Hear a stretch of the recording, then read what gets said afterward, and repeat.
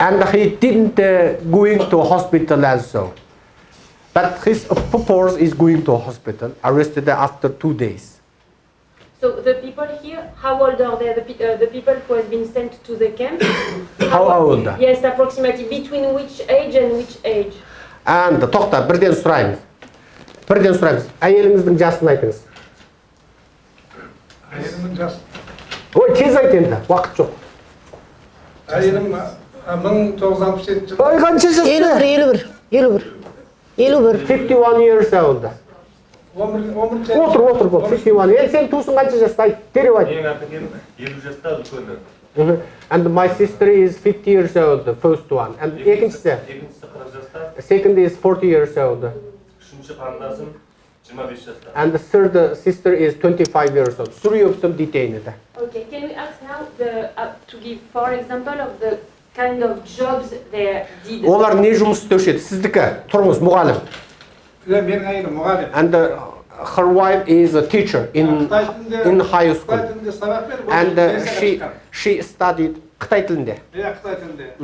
30 жыл жұмыс істеп, сол жерде. Worked 30 years in school. 17 жылы 10 айдан бір күні пенсияға шықты. And she has that retired document. Қазір Қытай түрмесінде ешқандай себепсіз қамалды. Staying at the education camp without any reason. She is a high educated person. Okay, with the blue shirt, the jobs they did. Сіздікі бұл кім?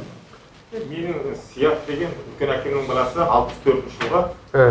Жоқ, не жұмыс істейді бұлар? Бұлар мал шаруашылығының егін шаруашылығына айналысады. Farmer, working as an agriculture spare. Тек қана олардың Бол. The lady with the red, Қанша жаста? the red shirt. Елу The халқы. lady, yes. 56. Әкең не істейді? The job. пенсияға шыққан жоқ, заводта істейді. Working as one factory. Farmer. So the people here, the Chinese authorities, they say they are in camp because they need to be re-educated, because they are a danger. Danger. Terrorists. Do you think that they are, the people who are here in the pictures, are they a danger for China? And they said they have some dangerous idea received from Kazakhstan. And that kind, his wife, high educated person, working in high school 30 years and retired, get the pension. And that kind of woman, and his wife studied in Han Chinese language, and she can speak Han Chinese language literally good than Han Chinese themselves. And it is unnecessary teaches them again. And the other people here, the pictures in the people in the pictures, are they terrorists for China? Ask them. As them, yes. Yeah, the government thinks so.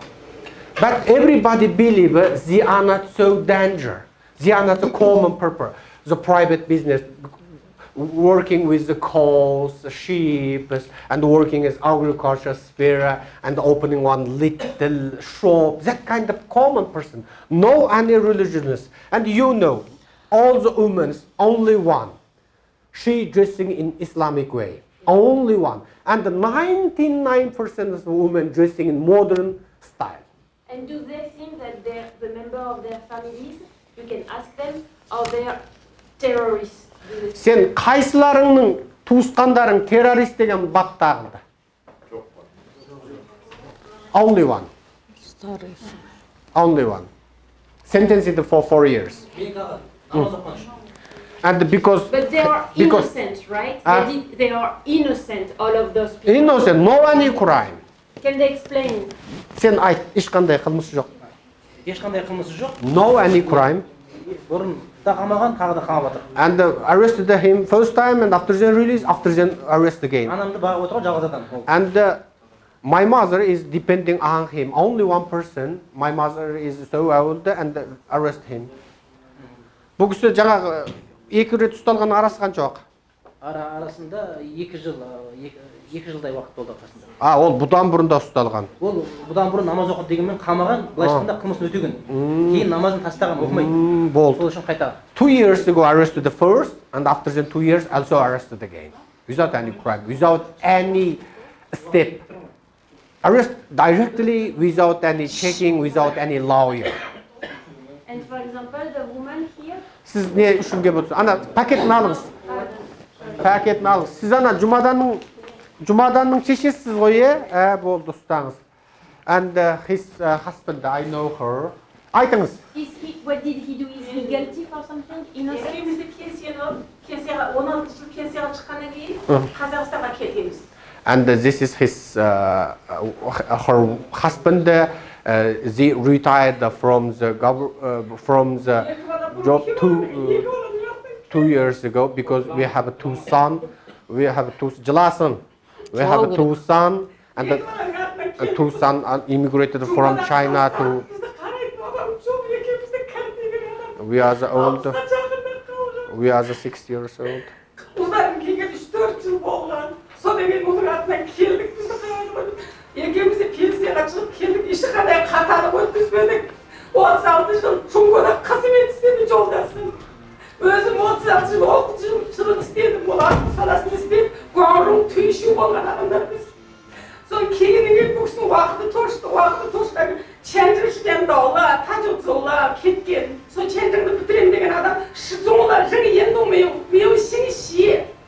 Айту, таңдейді жылға бұмыр соғыста кетті, жылға бұмыр деп сөйліп естідік. 10 жылға кесіп деп де естідік. Ешқандай қатары өткізбеген. Біз ғұмырым түйші болған адамдар. Оны меу жыңқы соғу, оны меу таңғоцуй. 我们是正当的，通过国家的允许才到哈萨克的，我们没有杀人放火，没有越过边界，都是通过国家的允许情况之下，有护照我们才来的，退了休以后来的。 Отыр. Аты жөні Жарқынбек кім ұлы? Жарқынбек Қасымбай. Жарқынбек Қасымбай 10 жылға сотталды. Жарқынбек Қасымбай retired from the government, and she is working as a teacher 35 years, and both of them retired from their organization 2 years ago, and after they visited their sons because they have two sons in Kazakhstan and no any child in China, and after then when he visit back China, arrest them and sentence them to 10 years. And she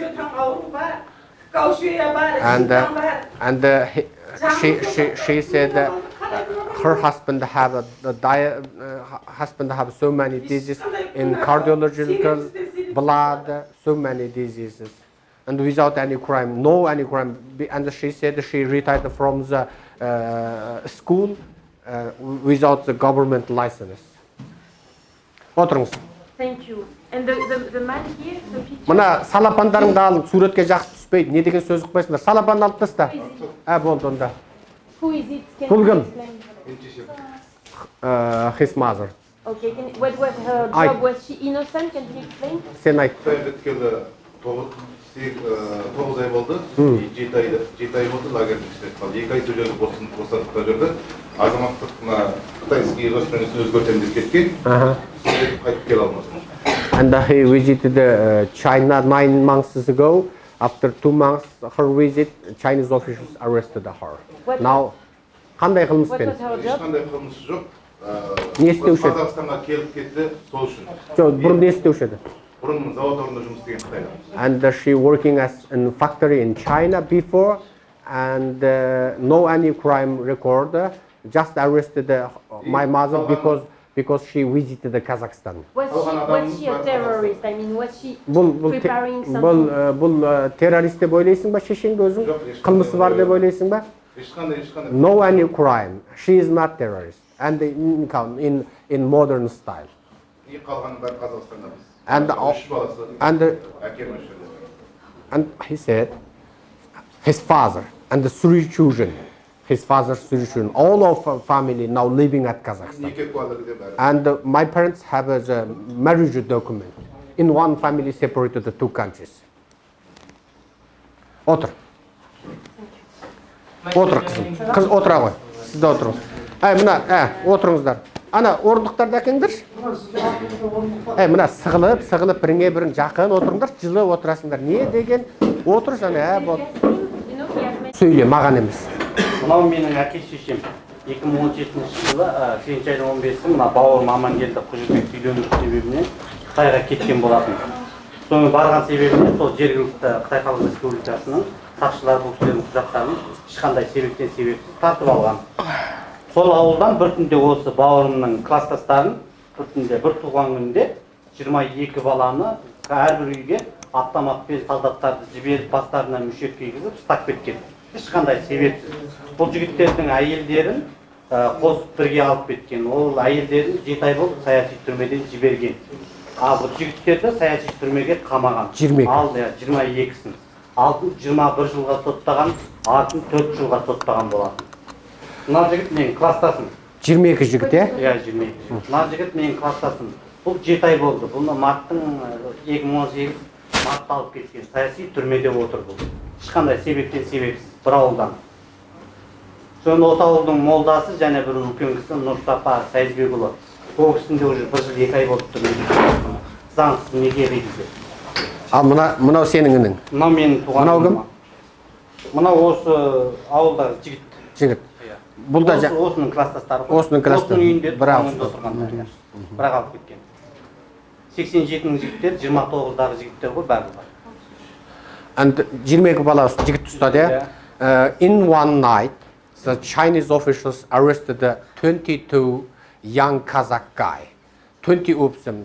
Because they gathered in his house and because мынаның туған күні, and they joined the ceremony, his daughter's birthday party. And the 22 of them gathered in one house because his daughter's birthday party. All of them are friends in a little village, and the 20 of them сол күні тарағасын ұстады. And after then the birthday party is finished, and after the midnight, after the midnight, the Chinese officials arrested 22 of them. Everybody sent one police and car with the weapon. And after then arrested him with the chain and put the blacks in their body and arrested these 22 young ethnic Kazakhs and their wives also. Сонымен 2 айдан кейін осы жігіттердің туыс-туғандарының барлығын бір үлкен залға қамап телевизор көріп отырыңдар жиналыс болады деп, мына жігіттерді ауылға келіп аяқ қолдарында кісен бүкіл ауылға көрсеткен. Өзім районның қазақтарының бәрін жинап. After 2 months passed, they gathered all village person to one big hall and let these 22 ethnic young Kazakh guys with the chain in his hands and with the chain in his legs and gathered them in front of all the village persons. Sorry. Now, thank you very much. We just go out because we need to do some images of Almaty outside before I get back. And then we come back on French. And give me your names and about you. Yes, I will give you my. Because I needed to. I will give it. Okay, now, and we will come back after, okay? After then, from the sentence of this Almaty. Yes, because we need to do images of Almaty.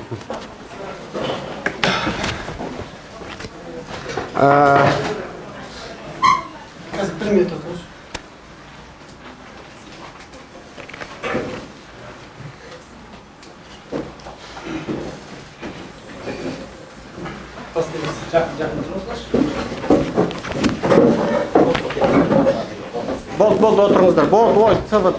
Тыбырлап. Енді мен сіздерге айтайын. Келгендеріңізге рахмет. Бұл тұтқиылдан аяқ астынан келді. Білесіздер, менің телефоным осындай жұмыс кезінде мен жабамын. Себебі мен сұхбат алып жатқанда мен телефонымды жабуға мәжбүрмін. Звондап ала алмай тікеден тіке келіпті. Сондықтан күні бұрын хабар бере алмай қалдық. Бірақ жаңа естідік, шауып отырып біздің өзіміз жеттік. Бұл кісі Франциядан. Аты Анжелика. Ойбай. Ана телефонды өшірудің ең жақсы әдісі бар бізде. Суға саласаң өшет, болды. Өшіремасаңдар маған беріңдер, мен бір шыныға су құйып, бүйтіп салып өшіріп беремін. Офиске келгеннен бастап телефоныңды өшір. Күйеулерің қызғаншақ болса, біз справка жазып береміз. Түсіндіңдер ме? Болды. Бұл тілшілер, Франциядан келген тілшілер, аты Анжелика Фогет. Бұл кісілер арнайы Франция ұлттық ақпарат агенттігінен келіп отыр. Осы мәселелер келіп отыр. Жаңа асығыс түрде бәріңізден сұрады. Жаңа тіпті қайсы бір ағамыз әйелінің қанша жасты екенін айта алмай мантырап қалды. Өйтпеңіздер. Әйеліңіздің атын, күйеуіңіздің атын ұмытқамай жаттамаңыз. Ұмытқамаңыз. Сөйтіп барлық ақпаратты, суретті, сен кімсің, ол кім, ол қашан ұсталды, соның бәрін айт, жасына дейін жаттап ал. Ақпарат тез, жаңа мысал ұстап ал. Не істейді, сен кім, сен шешең, не үшін ұсталды, жұмысы не, бәрі міне біліп алды, жазып ал, енді алады да, ұсталғандардың бәрі жаңағы терроризммен қатысы жоқ деген мақала жазбақшы. Түсіндіңіздер ғой? Мақсат жазбақшы, оның бәрінде атын жазып үлгірген. Ендігіде осы жуырда тағы да тілші келеді. Кім келеді? Атақты Әл-Жазира телеканалы келеді. Тыныш отыр.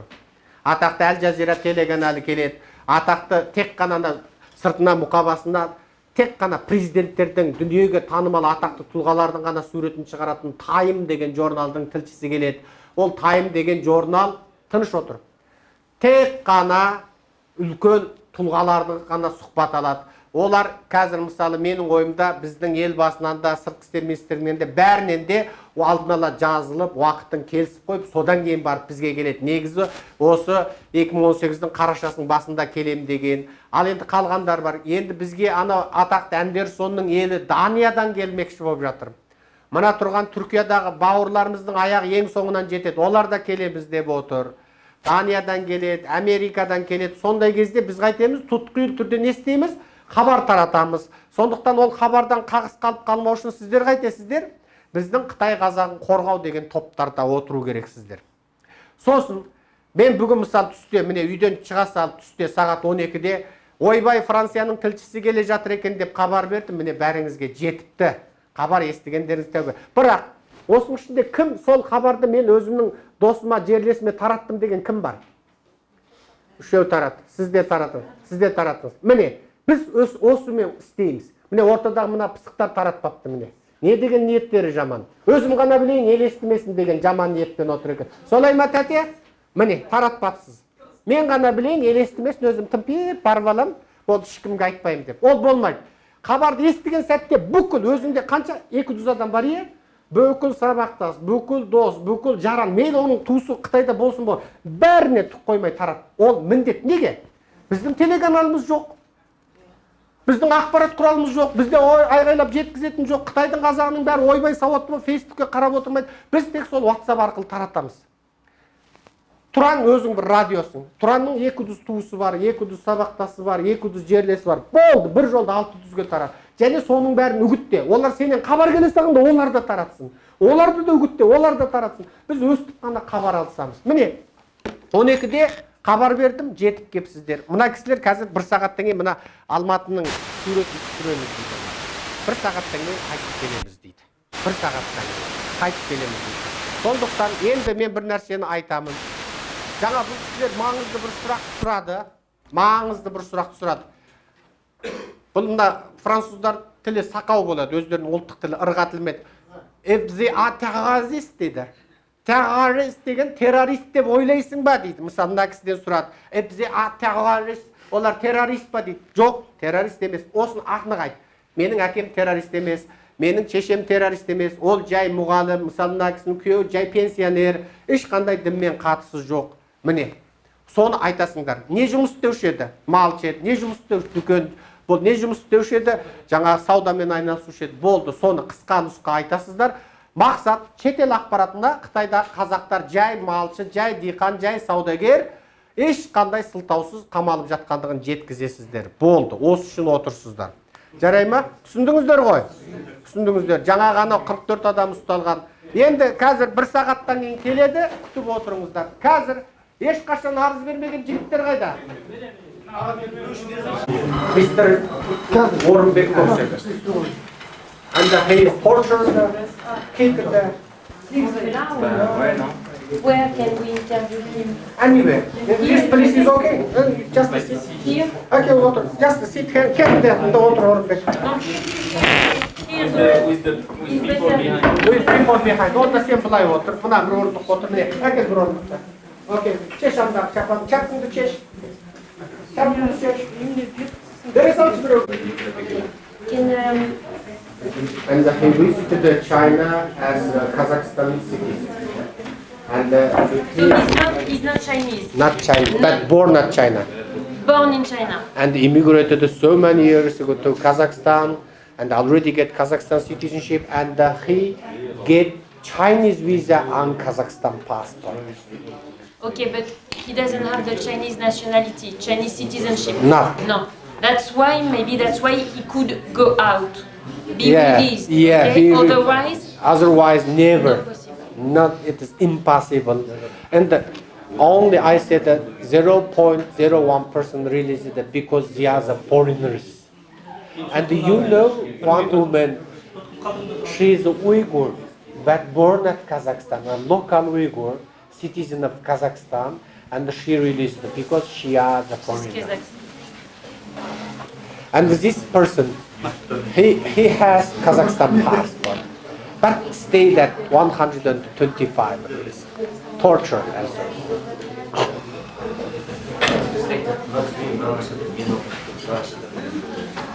Қалғанымыз тыныш отырайық, құдалықты тоқтатыңдар.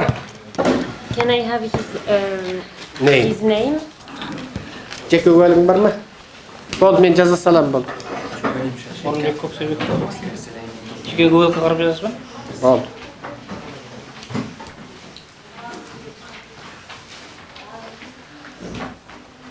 Жазып қойдым.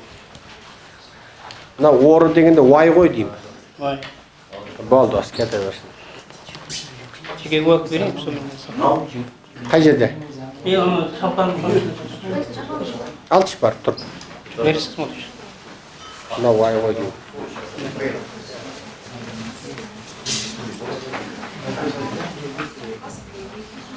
Мынаның бәрін қиып тастап жүрмей.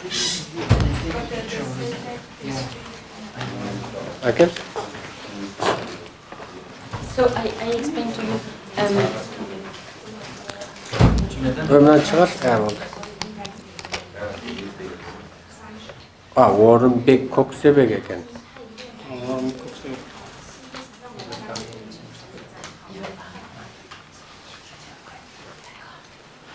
Орынбек.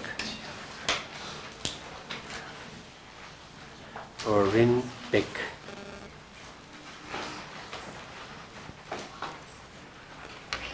Okay. Could you recognize it? Yes. My- What's the first name? First name is Көксебек. Okay. So when it's last name, I do this. Okay. And so I will ask the question in English. Okay. And you have to wait before to translate, okay? Because we will keep only his sound. Okay. So when he has finished, you can translate. That's good. If it's not exactly the same, no problem, because we will translate again with somebody else That's good. after. Okay? That's good. I'm just waiting for Antoine.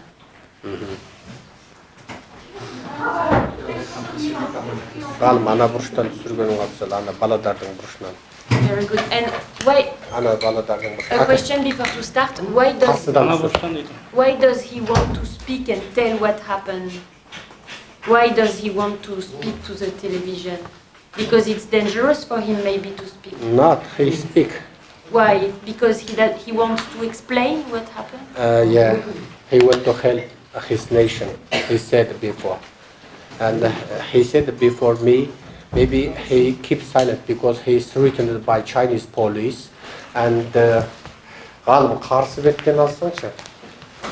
And threatened by, and before he released, the Chinese police advised all of them and said, just keep silent. If you not keep silent, we will arrest you anywhere in the world, even in Kazakhstan.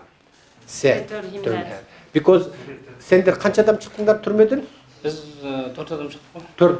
4% released from the re-education camp. Төртеуі де Қазақстан азамат. Қазақстан азаматы. 4 of them Kazakhstan citizen. Kazakhstan citizen. What's the name of the camp? Аттарын айтшы. Okay. Мен Орынбек. Көксебек. Аманжан Сейт. Арман. Аманжан Сейт. Аманжан Сейт та. Астанадан Аманжан Сейіттен кейін кім тағы? Арман. Арман. Оның фамилиясы қандай? Фамилиясын білмейміз. Фамилиясын айтқан. Фамилиясын жазбай ақ қой, Арман дейсің, фамилиясын білмейміз оны. And the next guy, only name, given name, he don't know his family name. Okay, no. What is it? The name of the other person? Person is also know. detained at education. Okay, no. I want the name of the camp. Түрменің атын айтшы дейді. Түрменің атын білмеймін, Шөжектің ортасында орналасқан түрме. And he don't know the name because he sent түнде апарды ғой, е? Күндіз таңертең апарды, өздері Беттеріне қара кигізді ма? Оған деп кірген кезде кіргізген жоқ, екінші түрмеге апарған кезде кигізді. Екі түрмеде де болды ма? He stayed at two prisons. First is sender and said just to check you, and the next when he sent to the next prison, беттеріне қара кигізді. Екінші түрмеге барған кезде. When he removed from first prison to next prison, dressed in black, and all is chained legged, and the two person chained together, and two person chained together in his hands and legs. Okay. Can you put it here like this, behind? Артыңа қой дейді. Behind. Tu peux t'asseoir là? T'es sûr? Ok. Ok.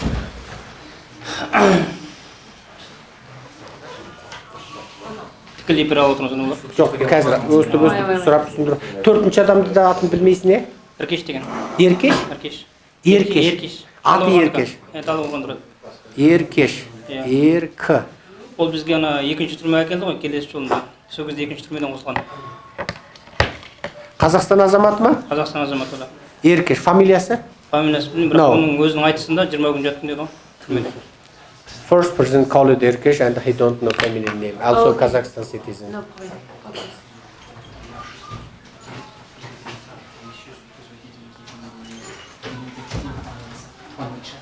Okay. Can you tell him to look at me when he answers? Әрбір сұрақ маған қарама. No, you know what? You sit here Oh, and he okay. looks at you. Окей. Әрбір сұрақта маған қара. Мына былайша айтқанда маған қара. Себебі камера түсіріп тұрады. Ана Қытайдар айтып жүрді ғой, екі көзің тұп тұр алдында тұрсын деп. Сол маған қара. Болды, окей. Okay, so how many people were in the camp? First. Yes, first question. How many people in the camp and who were there? Which Nations. Which nation? What kind of people? And why were they here? I mean, were they terrorists or to describe who was it? Қысқа нұсқа жауап бер. Бірінші түрмеңде қанша адам бар? Жалпы. Бірінші түрмеде, общий екі түрмеде қосқан кезде маған 3000 адам деп айтты. Жоқ, біріншісінде қанша? Біріншісінде нақ айтқан жоқ, бірақ та ол 3000-нан көп менше. Ойласам. Бірінші түрменің өзінде. Өзінде көп. Бірақ та енді өзім мұғалімдардан сұраған кезде мен мұғалімдар арасында 22 рет таңқо болды, таңқо дейміз ғой, кездесу болды менімен. Иә. Кездесу болған олардың кездескендегі мақсаты маған 1,5 жыл ішінде Қытай тілін үйреніп болуым керек деген. Сонда бірінші түрмеде 3000 деп айтайын ба? 1,5 дей салыңыз, 3000 болғанда нақ. Екеуінің қосымыз 3000 тең. And he said he asked from his teachers in the jail and in the first prison, the teacher who controlled them said 1,500 person. Okay. Also, next prison is also same, and 3,000. Okay. And өз жерде қандай ұлттар, қандай халықтар тұрады? Өз жерде ең көп ұлт қазақ пен ұйғыр. Қазақ көп қой, е? Қазақ көп негізінде ше. Most of them ethnic Kazakhs and second is Uyghur. Ethnic Kazakh and Uyghur. Ethnic Okay. Kazakh. Өз жерде еркектерден қараған әйелдер көп. And women more than men. More women than men. Yeah. Әйелдер көп, е? Әйелдер көп өз жерде. Women more than men. Okay. Inside, you know, the Chinese authorities, they say that it's because people are terrorists and they need Өз to be... жерде террорист біреулерді көрдің ба? Өз жерде террорист ешкімді көрген жоқпын. Намаз оқыған үшін олар террорист деп соттағандарын көрдім. Бір ұйғыр балаларды соттады. Олар соттағанда сен миы кунчандаң деген өлеңді, шылай деген өлеңді маған үш өлеңді айтқан ғой. Сол үш өлеңнің бір өлеңін жаттай алмадым деп соттады. Бірақ ол бақадис деді. And the Chinese, he said he saw one Uyghur people sentenced because he can't sing that Chinese red songs, and about the Chile and the Miu Gongchanda. It means if without Chinese Communist Party, there are no new China. And Okay, the but rest of- were the people in the camp? Does he think that the people in the camp were terrorists? Ол түрмеде отырған басқа террорист дегендер бар ма? террорист дегендер жоқ, олардың бір қылмысы қазақ болған үшін ғана қылмыс. And no any reason. Олардың қылмысы қазақ болғандық үшін, қалай қазақ болған, Қазақстанға өтіп бір табақ ет жеген үшін отыр. And no any crime just because they are the Kazakh. Because some of them just visit the Kazakhstan only one time and joined the one, how can I join the one, visited their relatives only one time and after then detained. Okay. Crime is being Kazakh. Ол жерде сол мені бірінші рет ұстаған кезде бас қылмыскер деп ұстаған. Бас қылмыскер дегенде маған 3 қылмысты таққан. Бірінші қылмыс сатқансың, екінші қылмыс сенің қарызың бар, жерің бар, үшінші қылмыс сенің екі мемлекет азаматы пайдаланғансың деген. Мен оларға айттым, осы қылмысты сендер табыңдар дедім. Нақ ол осындай болсам, бірақ олар менен ең артынан ештеңе таба алмады. And the Chinese officials said to him, he has 3 crimes. First crime said he, how can I say? Қайсында қытайша аударма бар? Майго деген аударшы. қытайша. Майго цей 怎么说? 卖国财是吗？ майго цей. 卖国财 betrayal of the country. Okay. Betrayal of the country. Okay. Second is said that he has so many debt in China. Okay. Üçüncüsü ne?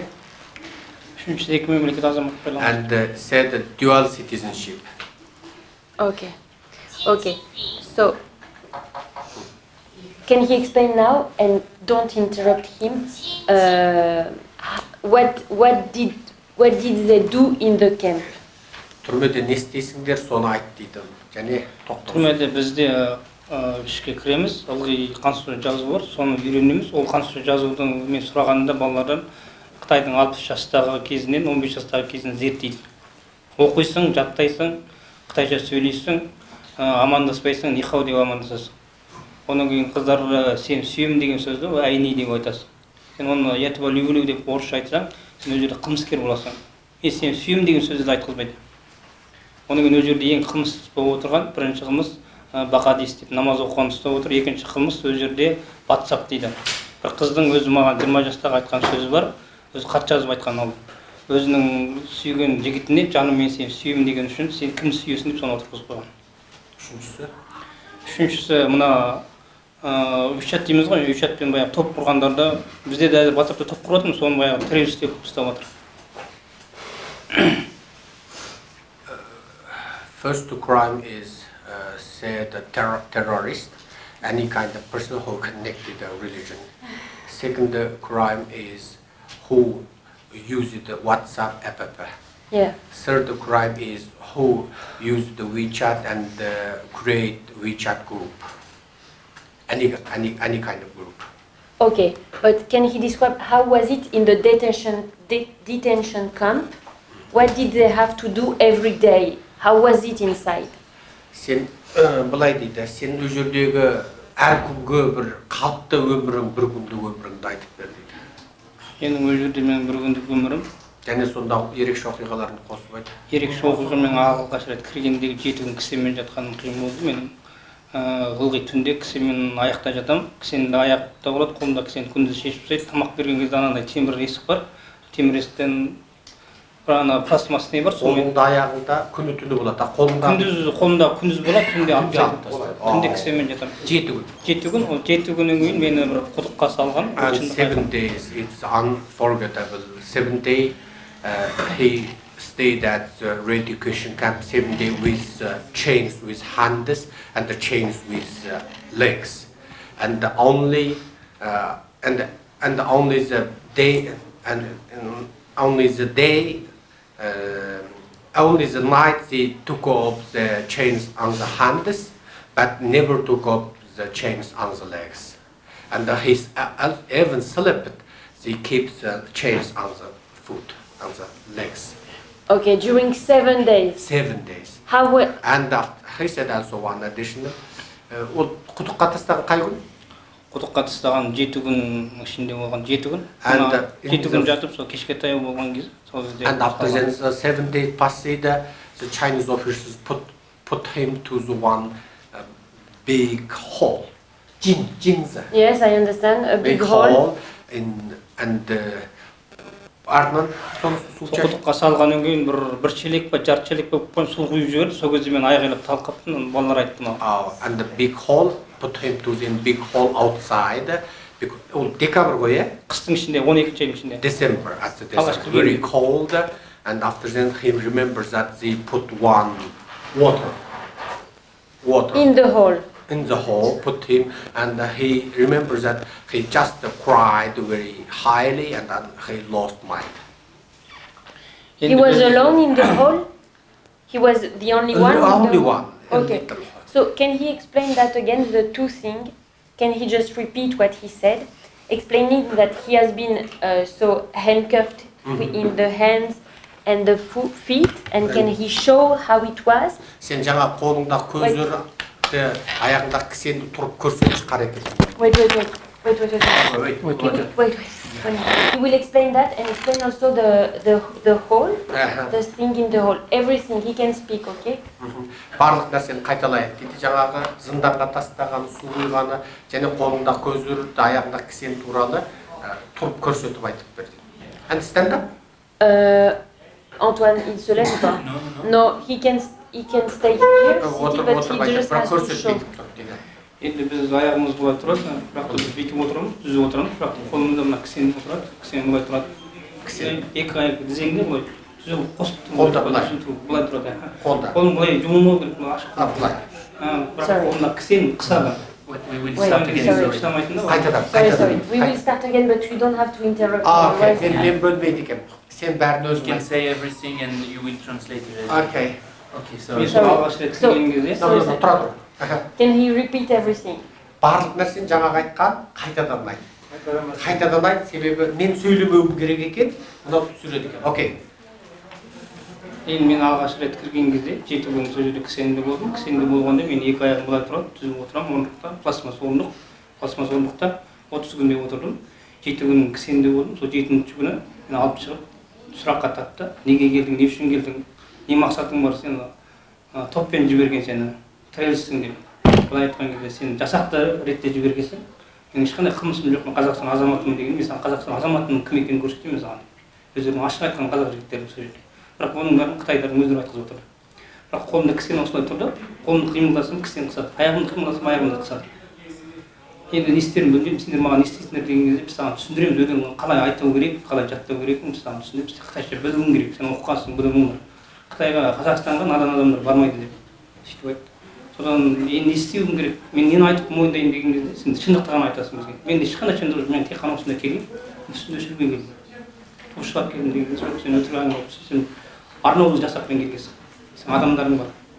Мен жалғызбын деген кезде олар мені түсінбесін түсіндіремін деп құдыққа салдым. Құдыққа салған құдық терең екен, менің бойым бірде жетпес.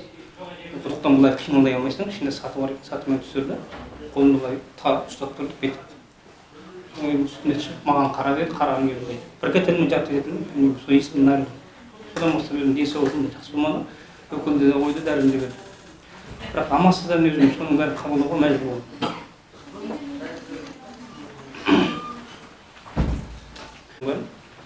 Содан кірсем 8 деген бөлме екен, ол өзімізді Қазақстанның жігіттері, сол жерде бәрі менің танитындар таныды, араласып, сол жерде танысып бәрімен. Сол кезде бір Ербақыт деген кісі тұрып айтты, маған Қазақстан азаматы дайын тұр, бірақ та шығып осында бір жұмыстармен келіп ұстап қалдым. Сол кісі маған көптеген ақыл айтып, осы өлеңдерді жаттап үйренуің керек сен. Үйренбесең сен шыға алмайсың деп сөйтті. Содан мені алдама келген деген, сол кісіге өзім айттым, бірақ камера бар екен білмей қалыппын. Сол күні ертесі күні тәретханаға кірейін деп кірсем, содан енді өзім өлтіруге мәжбүр болдым. Содан өзімнің бір әпекемнің бір рәкептерге бір мәкісі болды. Сонымен өзім қылқындырып, өлтірмекші болған кезімде Токиодан камерадан көрсетсе керек, сол жерде мен сабақ қылған. Сол жерде жігіттер мені арашалап қалды. Сондықтан менің өзі құлағымнан тартып, сол жерде Қытайша өлеңді үйретіп, 1,5 ай ішінде үй құншандан жатып шықты.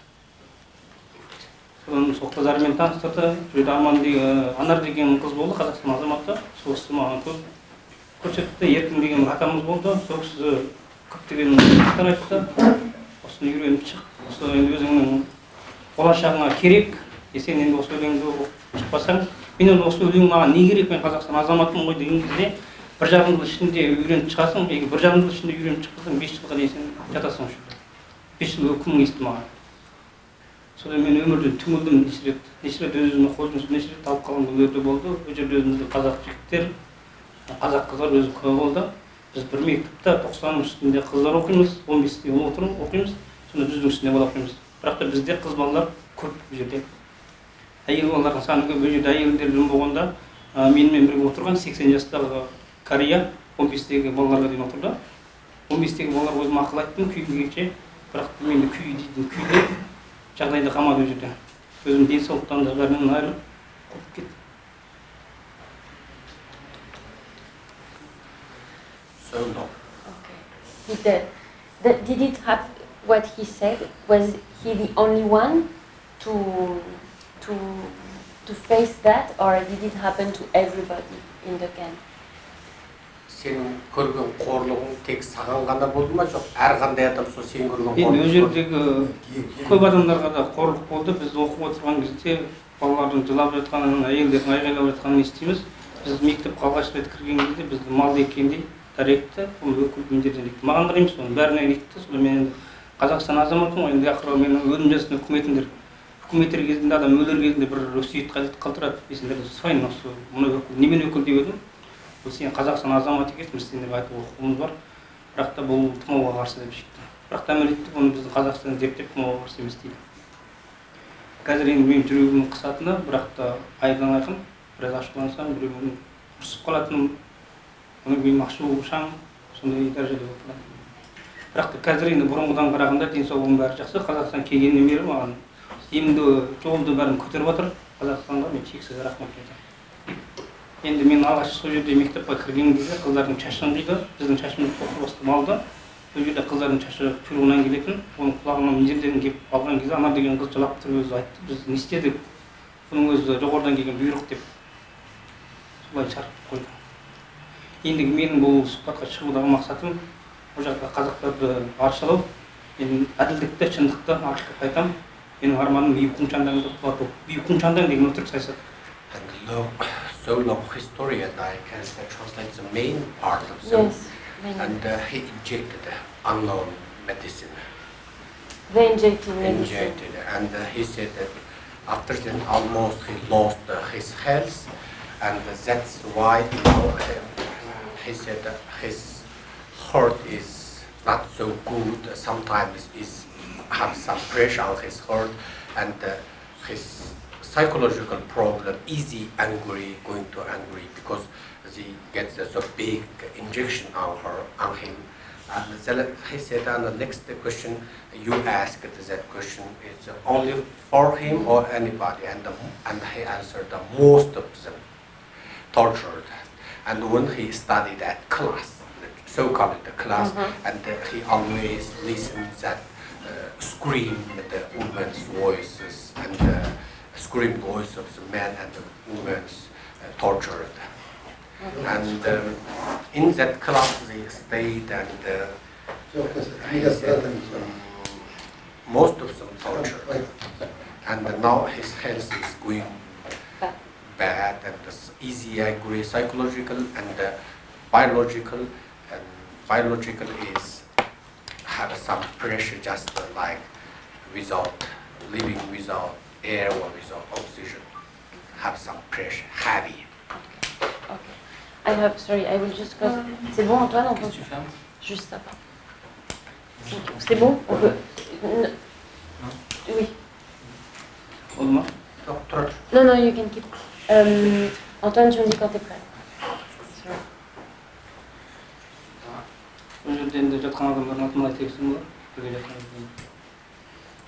Continue? Yes, just wait for Antoine to do the work there.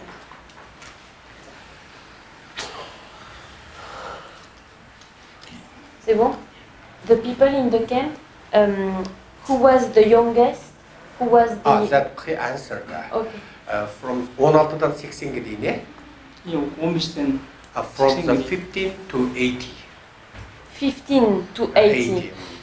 енді 15 жастағы балалардан мен сұрадым, 15 жастағы қыздар отырды, соны сұрағанда олар тұрып айтты, біз біреулерге нөмір алып бергенбіз, туысқандарымызға. Сол нөмір алып берген, мына учат дейміз ғой, жаңағы учатқа қарама қарсы екен де, учат бойынша бұл топ құрғанмен, мәселен, топтасып сен баяғы жұмыс істеп жатсың баяғы. Біреу ондан шетел Қазақстан. Қазақстандікі басқа ешқай емес. He said he knew one of the little girl, only 15 years old, and it is not so one or two more.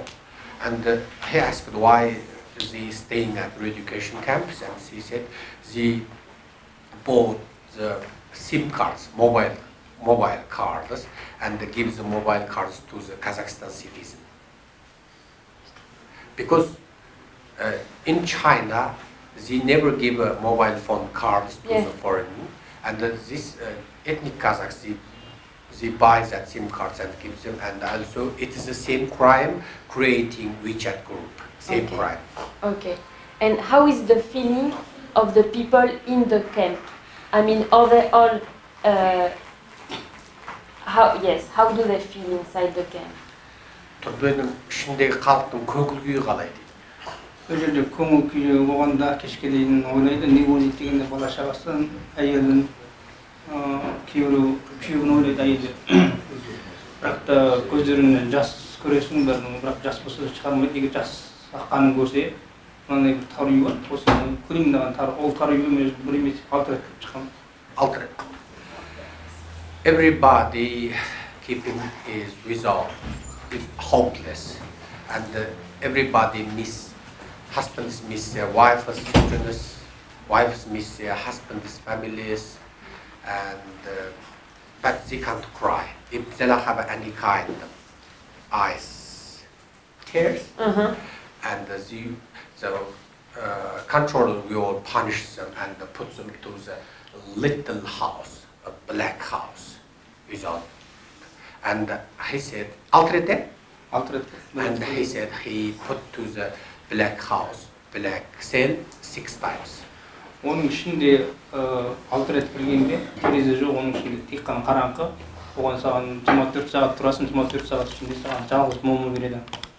And without window, very dark, black, and very little, and you will stay at there 24 hours, and they will give you only one little mama. And does he know why does the Chinese government does that? What's the aim? Сен білесің ба дейді, өзің қалай қарайсың? Қытай үкіметі бұны неге істейді дейді. Олардың мақсаты не? Олардың мақсаты мұсылманның рухын құрту, Қытайға айландыру. Қазақ ұлтын бірақ жойып жіберу. Қазақ ұлтын жойып жіберіп, өйткені ол жерде қазақ мектептің көзін жоғалтқан. Мен алдында бостандықта жүрген кезімде, мен туысқандарым үйіне кіргенде, балалар маған ассалаумағалейкум деп сәлем бермейді, нихау деп амандасады. Содан оларға неге дегенде бізге түгел Қытай тілін үйрену керек. Ол жерде жұмысшылар бар, партия мүшесі деп қойды, солардың өзі бір үйлерінде дұрыс шай ішпейтіндігіне көзін көрді.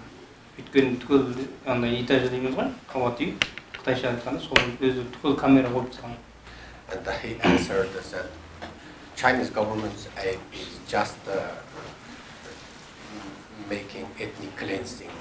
And he said that they want to clear off all the Muslims and all the minorities, and because he said that he want to how can I say 消灭 Extinction. And they want to do extension for the Kazakh nations, and he said before he arrested by Chinese officials, and he knows that every little Kazakh child speaking in Han Chinese language, and every worker who work for the government, they are living under the house arrest, and everywhere outside the house and in their house, everywhere the government put their camera. Tu vois une question Antoine a posée ou pas? Est-ce qu'il a subi des sévices corporels? Ouais, s'il a dit ça. He explained that he he was submitted to torture. Torture. Right. He explained that. Yeah. Right. Yeah. And how was it to describe mainly speaking? How is it in the camp? Is it like hell? How is it? Not to give too many details, but just how does it look like? Сен жалпы осы өзің түрмедегі өмірің туралы не айтасың дейді. Сен оны бір тозақ сияқты көресің ба? Ол жердегі азапты өмірің туралы, жалпы азабың туралы айтып, қандай тағы есте қалатын қандай қорлық көрдің? Енді мен ол жердегі ең қорлығым өзімнің туыс-туғанымда суретін апарған қорлық. Екінші түрмеде оның басыма қарақалпақ кигізіп, 500 адамдардың ішіне қосып апарған. Ол жерде менімен бірге Аман деген жігіт болды, Арман деген жігіт болды, солар бірге барған. Өзі олардың да бастарына қарақалпақ кигізіп апарған, бірақ оның ішінде кеш болмаған. Бірақ та маған сол қорлық болды. Оны 7 күн кісімен жатқаным, оның мен тұқырда жатқаным өзім тозақ деп ойлаймын. Ол түрмені мен мақтаныш деп айтпаймын, ол үйрену деп айтпаймын, неге түрме деп айтамын. Егер мен Қытайға апарып осыны зертте десе, мен егер аман есен мені қайталап келсе, одан мен баруға дайынмын, зерттеп беруге. Бірақ ол жаққа барғанмен маған келуге мүмкіндік жоқ. Өйткені олардың мақсаты менің көзімді құрту еді. It is a hell, just a hell, not re-education. It is not for education, because I slept with chains, with hand and feet, and I tortured in hole and cold water in December, very cold, and all things I happened with the black on my head and with the chains together another person chained, and all things I tortured.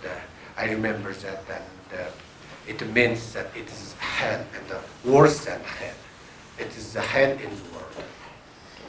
Je pense qu'on va faire une dernière question, Antoine, et c'est bon. Est-ce qu'il pense que les Ouïghours, les Kazakhs, les Tatars en règle générale sont des ennemis de la nation chinoise? Ok. Qu'est-ce que tu en penses? Ok. Last question, I think. Does he think that Uyghurs, Kazakhs, Tatar, or Kyrgyz are enemies of the China's nation? I know he will say no, but can he explain? I want to understand from him that there is no danger actually from Uyghur. You understand? Yeah. Bu жерде айтады, қазақтар, ұйғырлар, қырғыздар, өзбектер дейді. Олар Қытай үкіметіне соншалықты қорқынышты ма дейді. Мен білем дейді, сен жоқ деп айтатыныңды дейді. Бірақ бәріміз білеміз дейді. Бірақ соны сенің аузыңнан естігіміз келеді дейді. Олар сол азшылық қауымдарды құрту мақсаты бар. Бірақ сен соны өз аузыңмен айт дейді. Енді мен өз аузымнан естігілерін келсе айтайын, олардың мақсаты қазақты, ұйғырды құртып жіберу. Мақсаты бәрін қазақ қылып, Қытай қылып, қазақ Қытай қылып, Қытай дініне, Қытайша үйлендіру. Өйткені мен өзім кетем деген кезде маған қыз таныстырамын, үй алып беремін, машина алып беремін деп мені алдап сулағандар есінде, соны алдап қағазға қол қойдырғандар есінде. Сондықтан мен оларға кетер кезінде мен өзім барамын деп айтқан бір аптаның ішінде ант бергізген, мынандай ант берген кезде мен бәрін тақтырып алған. Егер айтатын болсам, Қазақстанда жүріп, өзіңнің әйелің ойында, өзің той-томалақта өлім үстінде біреу айтатын болсам, Қытайда 5 жыл, Қазақстанда 5 жыл сотталасың деп мені қорқытқан бар әлі есімде. Тек қана олардікі мейі күңшандаң деген алдамшы сана саясат. And his answer is that the Chinese government's aim is assimilating and all the ethnic minorities like Uyghurs, Kazakhs, Kyrgyzs, Tatars, and this ethnic minority is he went to ethnic cleansing and changes them Han Chinese, the same nation, same ideology, same religion, or the communist religion, and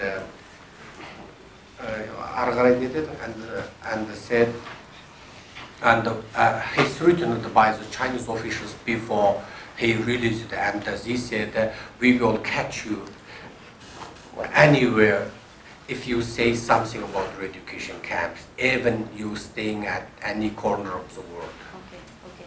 Actually, I have a very last question, sorry, very last. Does he think that what the Chinese government is doing in the camp, with Kazakhs, with Uyghur, does he think that the Chinese government will succeed, that the ethnic, how do you say, cleaning, will work? Or or people in the camp and here, because there are many people here, relatives, we never let down, we never stop to fight. Yeah. You understand? Yeah. This is the last question. Sen ойлайсың ба дейді, көп сөйледі. Мен саған былай аударайын. Қытай үкіметінің түрмеде сендерге жасаған қорлық зорлығы және мұншама көп адамдар тұр, ол жерде түрмедегі жақындарының жаңа құқығын қорғаймыз деп. Сенің ойыңша Қытай үкіметі жеңіске жете ме? Олар сол жаңа азшылық қауымдарды құртып жібере аламыз деп ойлай ма? Сен осыған өзіңнің көзқарасың қалай дейді? Енді біз Қазақстан мемлекет қазақ болғандықтан ондайды құқыта алмайды. Өйткені біз қазақпыз. Олардың мақсаты басында құрғандағы қазақ құқытамыз деп ойлаған. Өйткені бізде Қазақстан деген мемлекет бар деп ойламаған. Біз Қазақстан деген мемлекетіміз бар. Қазақпыз. Қанша айтқанмен біз мықты болуымыз керек. Сол үшін біз өзіміз туғанымыздан бұл жердегі бауырларымызды құтқаруымыз керек. Барымыз салсақ та өліп қалсақ та, егер біз қазақ үшін өліп қалсақ, шәйітпіз өзіміз. Мен өзім шәйітпін деп жариялаймын. Егер қазақ үшін өліп қалсам, егер түрмеге кетіп қалсам, мен өкінбеймін қазақ үшін. Сотталып кеттім, бірақ мен осы ашыққанның бәрі әділдік, айқындық. Ендігі менің мақсатым Қытайдан $1 миллион ақша талап етемін. Не $1 миллион ақша бермегісі келмесе, бүкіл қазақтарды босатып берсін. Айтарым осы. He said, Chinese government never get success if they went to make ethnic cleansing or genocide to that ethnic minority, especially Kazakhs. And he answered directly, I translate for it directly, because we are the Kazakhs, and we have a Kazakhstan Republic, and all the Kazakhs who living at Kazakhstan, we never forget our relatives or loved ones which detained at China, and we never stop our work and our human rights workers until the Chinese government releases all the Kazakhs which detained at re-education camps. So Chinese government never gets success, and if our Kazakhstan is exit, if our Kazakh nation is exit, and we will never stop until Chinese government release all the Kazakhs. And he said he will going to the international court and require Chinese government pay for him $1 million, and he will never stop, and until Chinese government agree his requirement. Thank you. Rahmet, barmağını görsetsa. Енді біздің осы мақсатымыз тағалу емес, әділдік, соны күрес. It is just for justice, for Бізге nation. атағалу ақша емес, бізге тек қана Money is not important, and the honor is not important. We just for justice. Күйіміз келгенше Қазақстан азаматы болады екенбіз, Қазақстанға әділ жұмыс істеп, адал жұмыс істеп, өзіміз We are the Қазақстанды citizens of Kazakhstan. We working for our nation and our republic. өз басым ең соңғы қазақы шыққанша күресемін. And for myself, I will continue my fight with the Chinese government until the last one Kazakh released from education camp.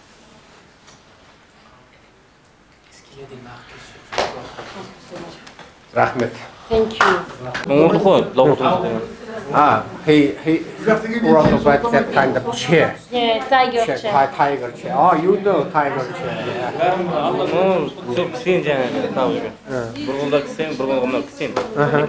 Қалай тұрады сонда? Менің қолым мен сенің қолың ба? Жоқ, өз бір қолмен бірге кісем ғой. Мына қолың мен мына аяғың? Жоқ, мына екі аяққа кісем, бір қолды көзі ғой. Бір көзірмен екі аяқта кісем болады ғой. Мына қолың бұлай тұр? Біреуіне ғана болады. Біреуінде болады, екі аяғыңды жалғақ қояды. Бір қолың бос сонда, кісем. Қол жақсы құрметті халқым, бәріміз енді осы арызданып, осы үйді өріп, жылап шықтасақ та, айғайласақ та, осы қазағымызды алып шығайық. Енді біз сіздерге ашық ант етейін, Алланың атынан, мен өзімнің осы халқымның атынан, өзім ең соңғы қазағым келгенше күресемін. Менімен бірге тұратын осы азаматтар бар, менімен бірге жалғыз шығып келген жоқ, менімен бірге шыққан азаматтар көп. Солардың бәрі әзір шындығын айтып отқан. Мен, Қайрат, Аман, Жансейіт деген үш азамат, тағы бір екі қызымыз бар, айтып отқан, басқа ешкім айтып отқан жоқ, бірақ та негізінде саяси үйренде шығып жатқан қыздарымыз, адамдарымыз көп. Құдай қаласа таяуда бәрін әкелеміз. Рахмет! Рахмет!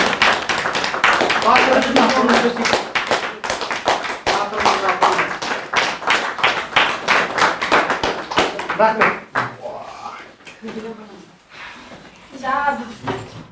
Жатыр аяқ астынан болып қалды. Менің білесіздер мен телефонды. Өңкей қыртор алманға күні түні жауап беріп, телефоның тоқтаусыз занят болады. Білесіздер ғой? Содан кейін енді не істеймін? Мені ала алмағаннан кейін жаңа тіке ұшып келген, сонымен тұтқиыл орналастырдық. Болмаса жаңа күні бұрын жаңа бәленбай адамды орналастырамыз ғой. Білесіздер. Маған енді звондайтын адам көп. Үлкен анау бүкіл әулеті семьясына бір адам қалмайды. Жалғыз өз Қазақстанда қалған отбасы соларға дейін звондайды. Ең соңы ана жылаған, сықтаған қалың әйелдер жанба қалмай қалады. Айттым ғой өткен, естідіңіздер ма? Естідегі бір әйел 3 баласымен отыр, жұмыссыз, жанба қалмай. Соған жаңа бір 50 келі ұн, 50 келі күрішті салып, өзім мына жуан семіз қарнымен мырсыңдап, әгіні машинама басып кетіп барсам, аға келе жатсыз ба дейді. Иә, ұн күріш май алдыңыз ба? Иә. Десем, мұнда туалеттің қағазын алсаңызшы дейді ғой. Содан алдым, машинам тоқтап бір дүкенге кіріп, соны алдым. Иә. Біздің енді тірлігіміз осы, қайтесіздер енді? Рахмет. Тірлігіміз осы, күн түн бала шағаны ұмыттық міне. Ал енді содан азаланып өткенде ұрсықтап тастаймыз, осы жерде қалың оралман жаңағы. Жынды куәлігі барлары бар, сау куәлігі бары да бар. Сөз тыңдамайды.